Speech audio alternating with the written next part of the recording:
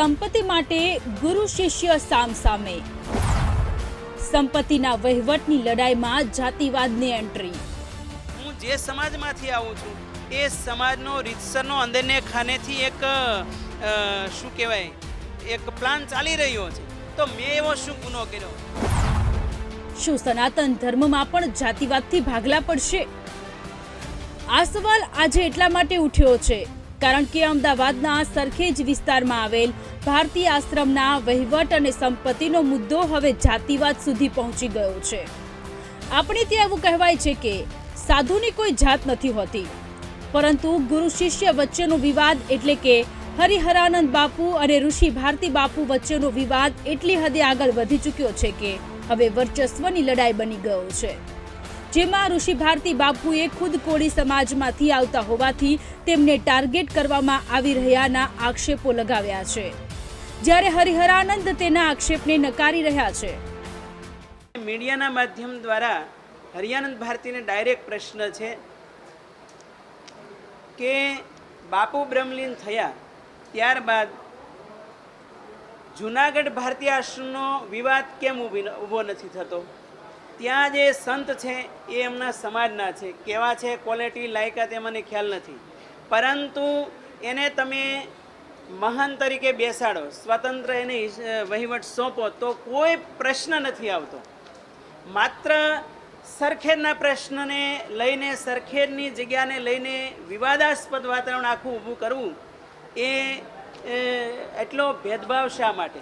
પહેલી વાત તો એ મારી પર એવું કહે છે કે જાતિવાદ છે, તો જાતિવાદ હોત તો મેં ત્રિશક શેલા બનાવ્યા અને અન્ય જ્ઞાતિના છે, 4 આશ્રમ છે, સરખેજ, જૂનાગઢ, વાંકિયા અને નર્મદા, 4 આશ્રમ મારા હાથમાં અત્યારે છે।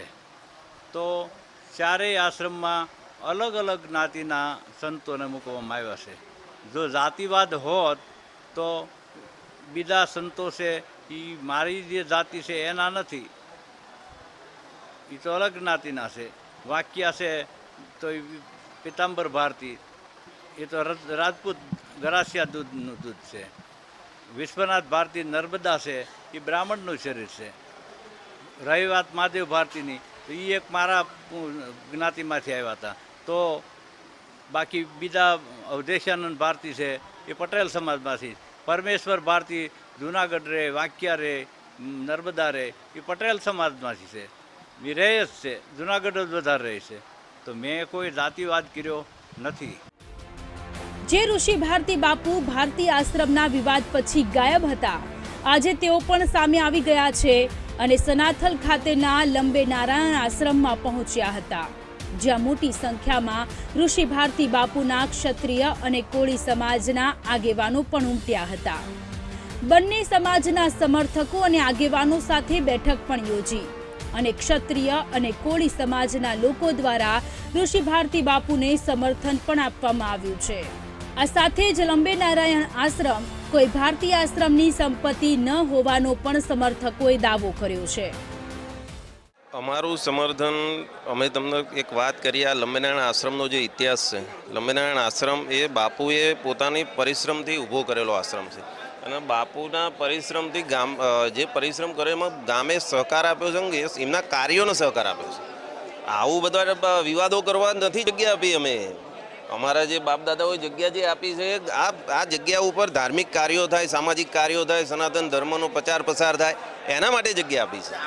આ આશ્રમ એમનું છે એવું કહી રહ્યા છે? એ વાત તો કેવી છે કે હવે અત્યારે અમે સનાથલ ગામ તરફથી ભારતીય સંપ્રદાયને આ ધાર્મિક કાર્યો કરવા માટે આશ્રમ સોંપ્યો, એટલે એ તો કહી શકે ને અત્યારે કે અમારો આશ્રમ, બાકી આશ્રમનું નામ જ તમે ત્યાં જુઓ ને, લંબેનારાયણ આશ્રમ છે, ક્યાં ભારતીય આશ્રમ છે?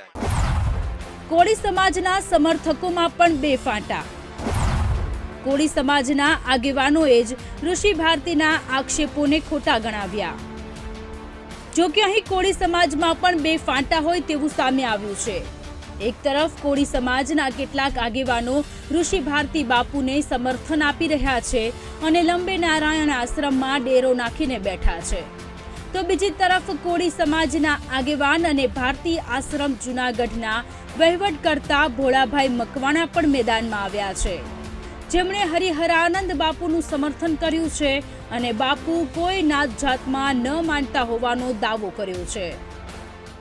ધર્મ જ્યારે બચાવવાની વાત હોય તો ટૂંકમાં જ મારે કહેવાનું થતું હોય કે આ રીતે કોઈ પણ કોર્ટના હુકમ વિના તમે કોઈ ઉપર કબજો કરી ન શકો, એટલે હરિનંદ સ્વામીજીનું આ એક ખોટું એક પગલું છે ને એની પછી વારંવાર એક જેને કહેવાય જેનું નામ ખરાબ છે, આખું ગુજરાત જાણે છે કે જે ખરાબ શબ્દો અપશબ્દો બોલવામાં કોઈની શરમ નથી રાખતા, એવા મારે નામ ન લેવું જોઈએ, કેમ કે નામ લઈને આપણે એવાને મોટા કરવાનો કોઈ અર્થ નથી રહેતો કે જે એ વ્યક્તિ છે તો એ વ્યક્તિ આજે તમને કોઈ પણ પોલીસની પરમિશન લીધા વિના આજે ઘરે છે અંદર, તો એ ખરેખર ગેરવ્યાજબી છે અને ખરેખર કાયદાકીય કાર્યવાહી પોલીસે એની પાછળ કરવી જોઈએ. આજે જે કંઈ થયું છે એ બહુ દુઃખદ છે અને આવું થવું ના જોઈએ. વિવાદિત કે સમાજનો હું કોળી સમાજમાંથી આવું છું એટલે હરિહરાનંદજી આમ કરે છે તેમ નહીં.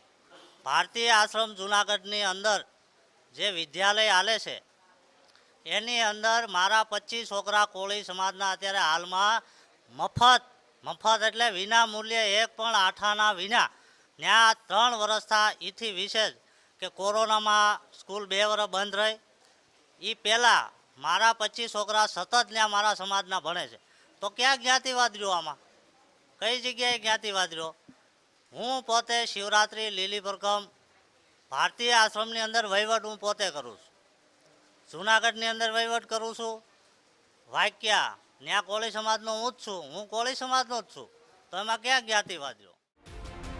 અહીં કોણ કોનું સમર્થન કરી રહ્યું છે તે માયને નથી રાખતું. અહીં સનાતન ધર્મની વાત છે. સંપત્તિના વહીવટનો વિવાદ ધર્મમાં અને સમાજમાં ભાગલા પાડવાનું કામ કરી રહ્યો છે. તેવામાં આ વિવાદ ક્યારે અને કેવી રીતે શાંત પડે છે અને સમાજને હાથો બનાવવાનું ક્યારે બંધ થાય છે તે મોટો સવાલ છે. કેમેરામેન અજય પટેલ સાથે દર્શન રાવલ, VTV ન્યૂઝ, અમદાવાદ.